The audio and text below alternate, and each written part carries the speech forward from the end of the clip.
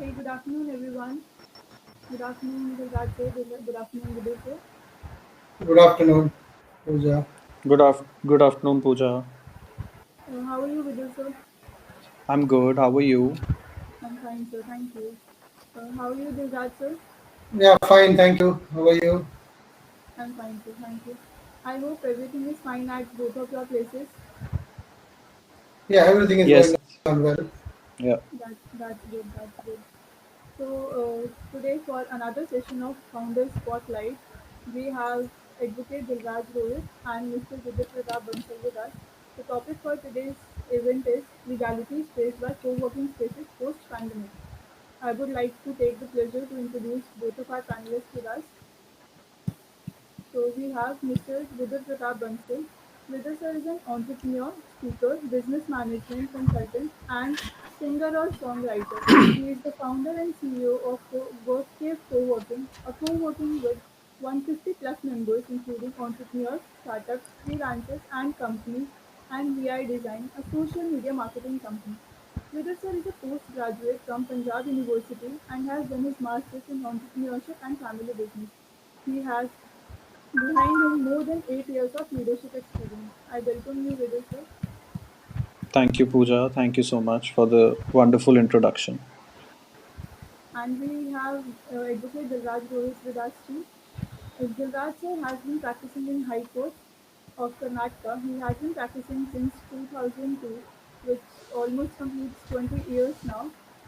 And his practice area includes prevention of sexual harassment, also known as POSH, criminal law, family law, property law, and civil law. He has done his degree from Sri Dharmasastra Manjunath Heber Law College, Mangalore. I welcome you, Dilraj sir. Thank you, Pooja, for that pleasant introduction. Do you want to add something into it, Dilraj sir, if I skipped it? No, it's all right. You have done a wonderful job. Thank you, sir. And Vidhu sir, if I skipped anything by chance in your introduction, would you like to add something into it? No, Pooja, it was wonderful. Thank you so much. You did a great job. Thank you so much. So, on the behalf of Lloyd's team, I, Pooja Dua, welcome both of you and the audience for today's session. Uh, Before moving forward, I would like to request the audience to please stay safe and stay home and get vaccinated as and when possible. It's for your own benefit and please adhere to the guidelines issued by the Government of India. So let's move forward. Before jumping into the topic that is legalities faced by co-working spaces post-pandemic, while introducing Vidal sir, I was having a question that how did you come up with the idea of workplace co-working space, Vidal sir? If you can share it with us. Sure, Pooja. So in 2016, I was working on an app in which basically used to connect people at events. So we were working on an app which had an algo to connect all these people. And while working on this app, me and my team we struggled to find a good office space in Delhi in terms of the size of the office, the rentals, the location, and the kind of commitment that the landlord wanted. So these were the bottlenecks that we were having. And one day, while working from our homes, we stumbled across this idea of co working spaces which had popped up in Delhi and Gurgaon at that time. So, this idea really caught our eye, and we thought we'd try a few co working spaces. And after working in one of the spaces, I felt it's everything that a startup needs. It's flexible, economic, it's managed, there's no hassle in terms of commitment. So I fell in love with this idea so much that I came back to my hometown in Chandigarh and I wanted to serve the startups here. So that's why I started Work Cave here in Chandigarh, which was one of the first co working spaces in the region. That's so impressive. Thank you. So, Vidisha, did you face any legal issues while establishing the workplace co-working space or presently also? Yes. So what happens typically when you start a business is that you're mostly unsure of the legal aspects of the business. At least that is how it works in startups. But along the way, you discover the legality, the legal aspects of the business. For WorkK, what happened was that once we started acquiring members, these members came up to us with, requests of having either a rent agreement, a lease agreement, as a proof of office, and some members even wanted to register GST on the premises. So that's when I sought legal assistance for the first time, so that I could be on the right side of the law and serve my members to the best of my capabilities. Right. And that's you heard the idea of workplace co-working space. Did you find that there is any issue that uh, Vidur sir may face in the future or any legal assistance that we may acquire in future? Yes, definitely. As the Vidur said, the co-working spaces let to focus on aspects such as 24/7 access to high speed internet and booster event and opportunities to collaborate, full time security, power backup, and also a chilling zone for a coffee or tea, private cabins to be given to the clients. Right. Obviously, co-working space needs infrastructure. If one needs to start the co-working space, always there are legal requirements to be met. Not only for co-working spaces, but also for other business proposals. Legal requirements for starting up a co-working space. It seems like it is easy to start a co-working space, provided the legal requirements are met. The building, especially the building. Laws relating to real estate differ from every city. Maybe what is Right. there in Delhi may not be same in Chandigarh or in Bangalore. Especially those who are involved in the legal issues involved in zoning or commercial, residential or commercial spaces. However, there are a few broad pointers one needs to be mindful of before one enters into a lease of building for a co-working space. Then thereafter comes the legal title. A thorough due diligence of property may cost you money right upfront, but it is always good to know that a legal title of the property is free from all encumbrances. Then Right. thereafter comes the sanctioned plan. It is the building in which the you are planning to start co-working space built as per the plan, sanctioned by the competent authority. Major violations can lead to sealing of the properties, or worse of it may be demolition. All those things are required to be seen, Pooja. Mm. Absolutely, sir. As you mentioned, all the legal requirements and the legal issues that any co-working space would issue in the future or maybe issuing right now, facing right now as well. I just want to ask you, sir, like as you mentioned all the things, so it's obviously important to have an advocate or attorney at your side. But what are the major issues? What are the major reasons that every co-working must have an attorney or an advocate with them? Pooja, there are two professionals who play a very important role in any business. That is, one is accountant and another one is lawyer. Right. The reason for hiring an accountant are pretty obvious. You need someone to help to set up your chart accounts, review your numbers periodically, prepare all the necessary tax returns. The reason for hiring a business lawyer may not, however, be so apparent.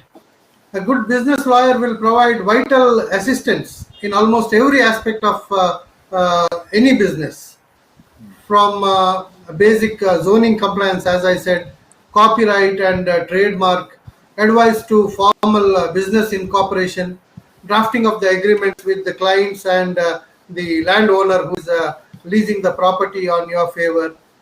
Maybe in future, if something goes wrong, lawsuits and liabilities. Yeah, these for all these aspects, lawyer or attorney is very much required in the co-working spaces. Absolutely, sir. Absolutely. I think you mentioned all the points that are needed to have an attorney or an advocate by your side, because in every work, legal assistance is required. Like even if it's a startup or any business, legal assistance is required. And I think that you mentioned every for that. Yeah, so as we are talking about the legalities faced post-pandemic, so Vidya, sir, what were the challenges that you faced post-pandemic? Like that you think that made the work difficult post-pandemic? So, Pooja, as you know, that the government of India announced a countrywide lockdown on the 25th of March last year, 2020. And this was the first time that me and I'm sure many other people or entrepreneurs had something like this that had happened. And of course, no one knew what would happen next. And what we did to cope with these changes of regulations was that we first made sure that we follow all the regulations that were provided by the government. The government had given a set of guidelines to offices on reopening after the lockdown. The intent was to make sure that our actions were basically beneficial for our members and the society at large. So we started, the guidelines included something like doing membership waivers or doing social distancing, regular sanitization, ensuring ventilation of office spaces, operating at 50% occupancy. So all these regulations came into place, and we had to follow all these regulations. And this act of this clause of force majeure came into effect in the pandemic, and so legal assistance was very important, and that is how also we coped up through our legal assistance in these times. Right, absolutely. And so, do you want to add something into it, Dilraj sir? Like you have seen many workers and many employees working. So, how did Yeah, this yeah, pandemic? Hmm. yes, Pooja, definitely. See, with regard to the co-working spaces, one of the most remarkable trends we have seen over the past decade. Uh, there were approximately 20,000, as I could see from my study. There were approximately 20,000 co-working spaces by the end of 2020, and analysts say that it may increase to 40,000 by the year 2024. Right. Obviously, the corona virus pandemic has hit the co-working spaces very hard. As not even this co-working spaces, but in other sectors also. For instance, the global co-working space market has shrunk from $9.27 billion in 2019 to $8.24 billion in 2020. This represents a contraction of 12.9%. And the co-working space owners had or operators had several challenges because of this close down or lockdown of pandemic of corona-19 virus. Some spaces were forced permanently, while others who had uh, uh, who had shut down their branches also, few of the branches. Those fortunate enough to have had enough cash reserves on hand to weather hurdles in order to maintain operational during this COVID or hard times. As Vidur said, the social distancing and uh, sanitization uh, has definitely cut down the tenants, I can say tenants or sublease holders. So these are the spaces very badly. And they had to make space very attractive for the tenants. operators, the co-working operators have invested very large amount for decoration of the office spaces, office supplies especially, and overall infrastructure. So once it is locked down, then all this has gone waste for some of them due to shutdown of the co-working spaces. Yeah, this is my view on close down of co-working spaces due to pandemic. And as Vidur said, some had to invoke the exhaust the foreclosure. I mean, the force majeure clause. So if that was in the contract or agreement between the lessor and the co-working space operators, it was good. If it was not there, then they had to go to the court of law and prove their prove by way of practical interpretation of the force majeure clause. Yes, Pooja. Absolutely, sir. And so, as we have seen that government has announced a lot of campaigns to help the co-working spaces or the startups in general. One of them was Make in India campaign. So, how does this Make in India campaign help the co-working spaces particularly? Gujarat, sir? Make in India is is to promote human capital at grassroots level. The demand for skilled manpower is widespread in the international labor market. Taking steps towards addressing this demand emphasized on skill development in his India and also in one other campaign, Deen Dayal Upadhyay Gramin Kaushalya Yojana, a robust platform to promote human capital at grassroots level. So it is obvious that co-working space would be hit by lockdown. However, the same lockdown gave rise to an evolution in the way we work. People suddenly were looking for flexibility. You are now in the business of problem solving. So starting with the focus and expanding from there should be your main goal. For example, I can quote the example of Google, who started with a simple search engine that used the links to determine the importance of individual pages on the internet. Today, they still dominate their market. They also offer many other services like Think products and services, which include mail, Maps, Google Business, Google Drive, Google Documents, and so on. To create something bigger, you need to begin with the small thing. Start by analyzing the competitors and conducting a competitive analysis. This will answer your own questions. I'm referring this to Vidur or any other person interested to start the co-working spaces. Yeah, this is we have to think in this way, and we should see that we grow along with our dream and make India as proud in the international market. Right, sir. Absolutely right. So, And Pooja, I just quickly want to pitch in to watch what Dilraj sir just said. And he put it brilliantly when he said that this is the business of innovation now. And correct. people are looking for more flexibility. So what happened after this pandemic was that people who were working from home from cities like Bangalore and Delhi now were in Chandigarh, and they were looking for an office near their home. So the requirement in terms of the customer's requirement also changed, and they were looking to come in for a few days or work near home.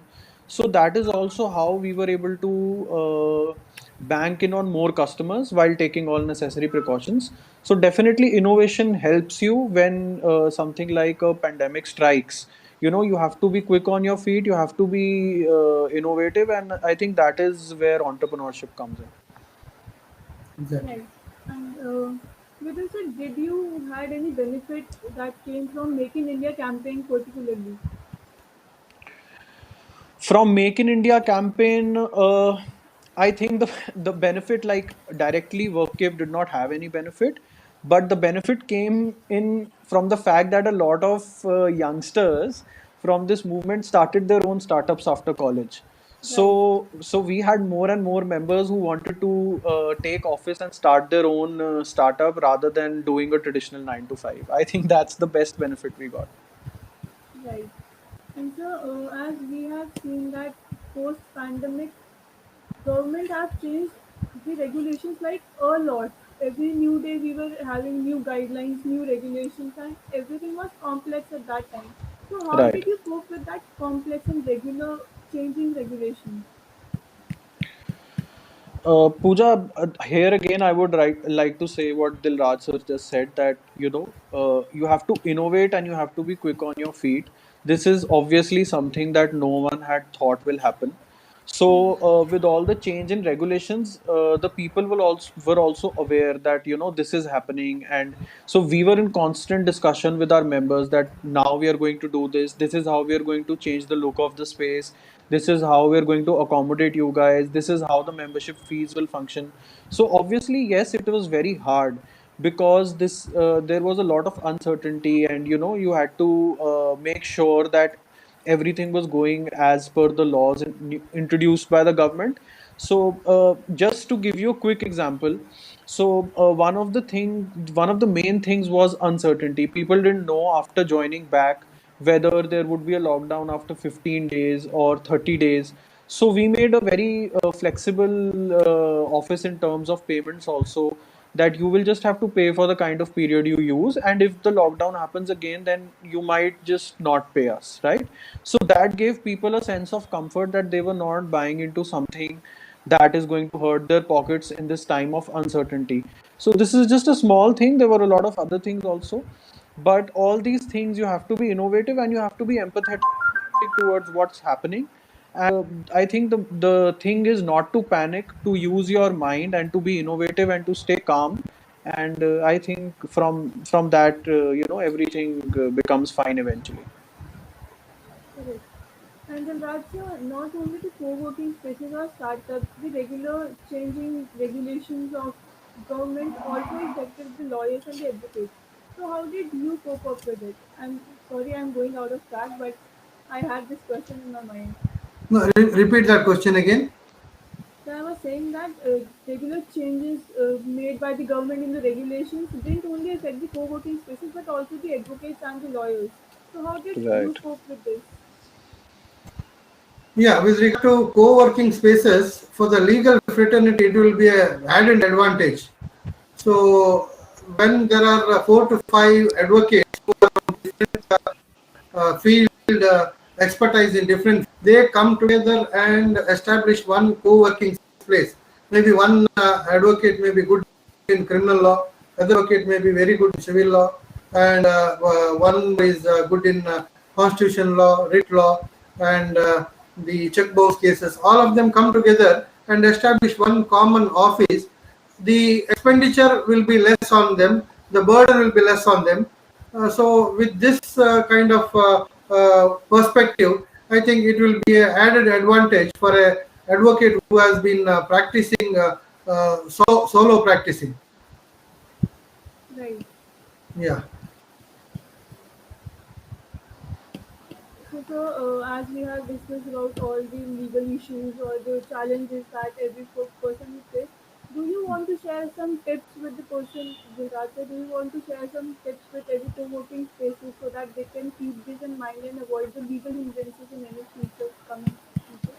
Yeah, as I said, a legal person is very important in any business concept. Especially the co-working spaces have agreements or lease agreements with the owner and the co-working entrepreneur. Ever since the concept which has been introduced in 2005, more and more young entrepreneurs like our Vidur and freelancers have abandoned traditional offices in favor of cozier and more home-like co-working spaces. Work with increased productivity and participate in exciting social events. Usually, the young and ambitious professionals who choose flexible hours of working, they look for healthy work life, balances the social life and their personal life. This sense of collaboration and community has enormous flexibility, and with some perks added to that, they'll get more interest in working. Now, with respect to the legal aspect, the common, I can say, common rental agreement details, like almost the paperwork required for co-working rentals differ from the traditional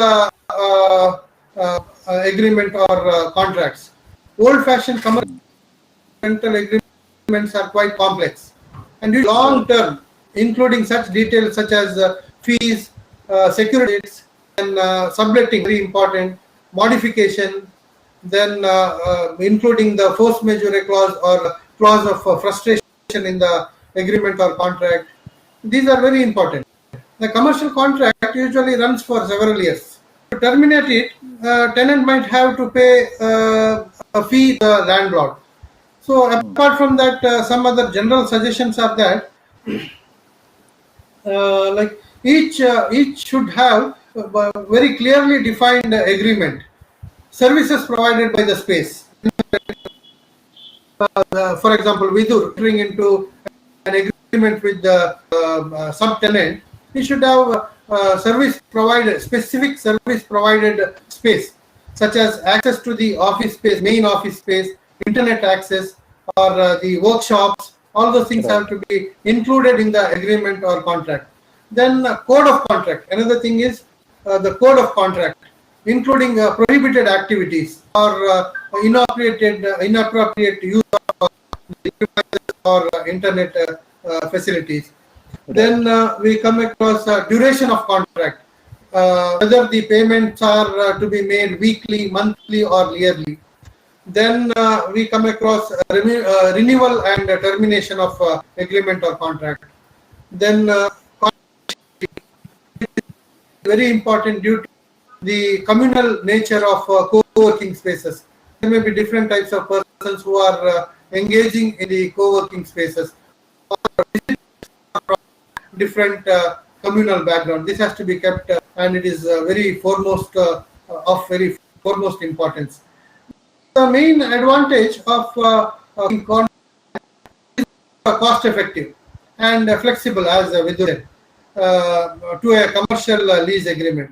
However, it should contain all the clauses that reflect the community nature of the shared co-workings and help to establish a positive working climate as well as strengthen the performance of this is my advice, legal advice for a person who is venturing into establish co-working spaces. Yeah, Pooja. Yes. Vidisha, do you want to Yes, add something Pooja. on this? Yes, sure. I think Dilraj covered most of the points, but I'll add a few here. My will come from the perspective of entrepreneurs, for people starting their first venture. Maybe it's a co-working space. So I think the first point is to acknowledge that you don't know everything. Like an entrepreneur should acknowledge, we can. So mostly what people do is that they will go and copy templates from Google, or they'll get templates from their friends or some similar businesses.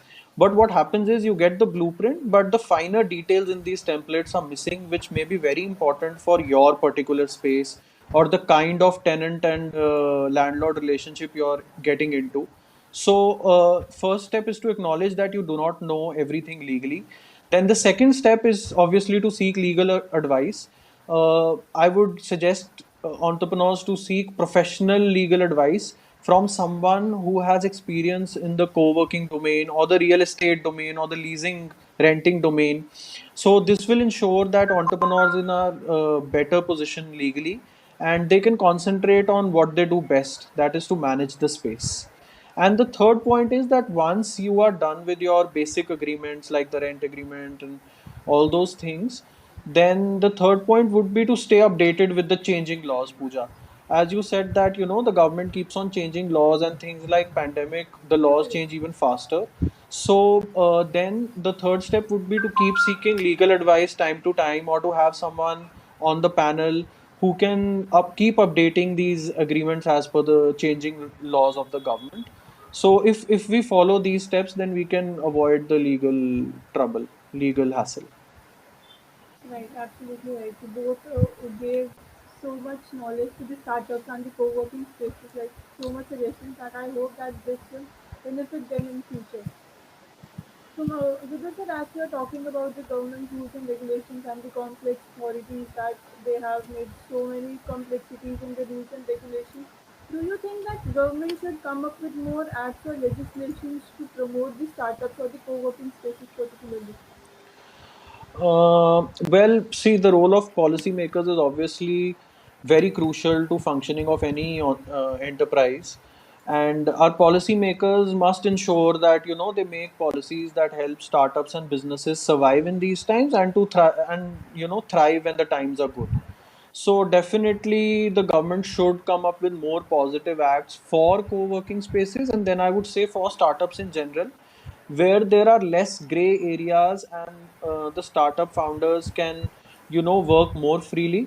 And just to give you an example, like, a lot of startup founders are confused about how to go about registration and what is the tax structure, and they are afraid of the tax authorities. So I think this culture of fear should go by bringing in acts that clear out the gray areas, and then obviously taking help from professionals like lawyers and accountants, so that startups can feel more comfortable. Right. And then Rajya, do you think that the government should promote the co-working spaces and should come up with more acts and legislation? Yeah, there definitely fresh entrepreneurs in this new concept. Uh, it is not new; see, it is there since 2005. But the government should acknowledge and definitely support the new entrepreneurs uh, by uh, trying to help them. And legal aspects, as you know, it is always there, which have to be complied as with this view. Uh, and it is competence of one person, and how what best you can do, like advertisement, more the advertisement and more of your sharing, availability of space for sharing will definitely will help you in bringing good result in co-working spaces. Right. So yeah, I just had these questions to ask both of you. Now let's move forward to the audience questions. So Nikhil has asked a question that what are the critical safety measures co-working spaces should implement? Vidya sir, can you answer this question for Nikhil? Safety measures. So is this like safety in times of corona or general safety measures? So I'll just say that generally co-working spaces need to make sure that there are things like fire safety, insurances are there, ventilation is proper, all the electricals and the other devices are checked for maintenance from time to time, in terms of general safety. And in terms of safety during corona, I would say that social distancing is very important, having people wear masks, and having all the temperature checks, and all these things are important during corona. So that's I think that's what he means by safety. So if there's anything else that I can add on, please tell me. Yeah, Nikhil, I think to yes, sir. adding to Hmm. the same measures, there may Right, be a requirement from the clearance from the pollution control board also, right, right, right. uh, and also with regard to employment and labor, which is the most essential part of a co-working space. You may need to many employees. Sometimes you may need, may not need. May, it depends. But if you exceed the limits under the respective statute, you may need registration of PF and ESI. Right. Keeping these things in mind, even those working on contractual basis, towards them certain laws are there. Those legal issues have to be complied with. And pollution with regard to the most co-working spaces provide a power backup that is powered by diesel generators. Make sure that you have necessary permission, uh, license to operate diesel generator and to store the fuel.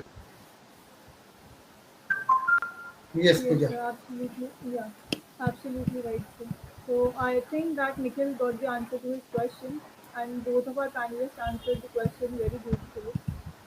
So another question was asked by Tushar Ranjan. He is asking that how co-working spaces are revamping to meet pandemic workplace needs. Is there a brighter future for tech co-working spaces? Interesting question. Sorry, is there a brighter future for Tech co-working spaces. tech co-working spaces? Okay. So I think one of the things that mostly co-working spaces are doing now are ensuring that people are not sitting too close by to each other.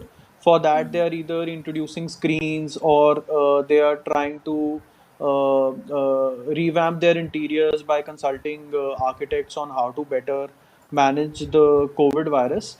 I think ventilation is also a very important point because a lot of co-working spaces are now seeing that their HVACs are up to date and ventilation is in shape. Apart from that, flexibility in terms of memberships is also something that co-working spaces are doing. They're offering more flexibility. They're offering day passes. You can work by the hour. You can work by a week. So that's also a measure that co-working spaces have taken during this pandemic. So all these measures are there during the pandemic. As far as what's the future of co-working and tech co-working, so definitely the future for I would say that the future is bright because co-working as a concept is not going to go away. It will definitely evolve and change. People will need offices and they will need flexibility in offices as more and more startup culture comes in. Even Pooja, we've seen that larger MNCs and larger companies who they are now coming, they now want to shift offices to co-working spaces because even they want flexibility. They don't want to have all the costs of leasing and furnishing these big buildings. So they are also now coming, putting their teams in co-working spaces only. And as far as tech in co-working is concerned, see. It's I think for it is just going to bloom because tech people have a lot of requirement of proper connectivity, proper internet, power backup. Then the internet needs to be secured, so firewalls should be there, and all these things a tech company can never do at their home, right? They will go to some place which caters to all these things in terms of data security, privacy, electricity, power backup, internet. And co-working spaces come out to be the winner because they are the most economical and they give all these facilities to tech companies. So anybody doing a tech co-working space in which all the companies are like tech only, also there's doesn't need to worry at all. Right. Gilraj sir, do you want to add something into it? I think Vidur has confidently answered that question. Don't feel added to that. Pooja, I would just like to add on from the previous question also when Dilraj sir said that lawyers can also come up in co-working spaces, like a group of 4 5 lawyers can join a space and Right. even consider we talk about all the amenities and the space in co-working spaces, but from a community aspect, a lot of people, whether it be lawyers or accountants, form a network and get work from these spaces also. So when they can find new clients in these spaces when they join these spaces, so that's also a positive point. And similarly for this tech co-working question, when entrepreneurs or tech entrepreneurs come in, and they also find clients in these spaces, and they find collaborators also. So someone who's into website development might be looking for someone who's into digital marketing, so they might just collaborate in that co-working space, which is a win-win for everyone. So that's also a point. Correct. What Vidur said, lawyers plus chartered accountants, then a small-time real estate business owners or small-time finance institutions, and also the uh, website designers. All these can come up together and share the for which will help one and other, so that they can develop their business and get good returns or good benefits out of the co-working space, as 100%, yes. everything will be available from high speed Wi-Fi, then security, all those things. They can collaborate with each other and develop their own business. Right. Correct. Yeah. So I hope Tushar has got the answer to his question. One question was asked by Savitri, that what precautions do co-working spaces take to prevent POSH, like prevention of sexual harassment? Please come again. What precautions do co-working spaces take care to prevent social sexual harassment cases? Yeah, with regard to prevention of sexual harassment at workplace, uh, the laws which are prevailing in the land are essential for that. But apart from that, the in the agreements, or when there is a subtenant, a person who has established the co-working place, there should be a clause in the agreement that in the event such preventive of the harassment towards the sexual harassment has occurred, then he will be terminated. His agreement or contract will be terminated, and he will not be provided space in future. And all the other complications shoot out from there. With respect to co-working space, he should be his lease or contract should be terminated immediately. Right. Fear, so that they will not indulge in such activities in future. Yeah, absolutely. Do you agree with the answer, Vidhu sir, or do you have another opinion for this? No, I agree 100% to what Dilraj just said, that this is it should be there in the agreement, and immediately action should be taken if something like this comes up, and the contract should be terminated. In fact, I'll tell you that we went one step ahead in Chandigarh for all these kind of things, and we formed a little offline community of people running co-working spaces, and we used to we made a kind of an agreement that we'll tell or inform other co-working spaces as well if some mischief or something like this happens. So that is also one good practice that business owners can take. Maybe form communities, and definitely 100% put it in the contract, and be very stern about implementation of it. That's impressive. Actually, these things need to be taken care of. So, yeah, so we just had these questions, and I hope every person who asked the question in the comment section got the appropriate answer to the question. So, thank you to both of you, Vidya sir, Dilraj sir, for joining us today. Please accept a small token of appreciation from our side.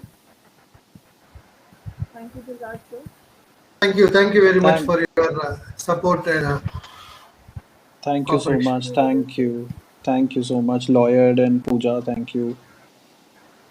Thank you Thank so you, much for Vidur, giving us. for your Thank you, Dilraj sir. full information object. It was wonderful listening to you, and I learned a lot of things from today's session as well. Thank you. We had a great time. I and my team had a great time with you. Please stay connected to us.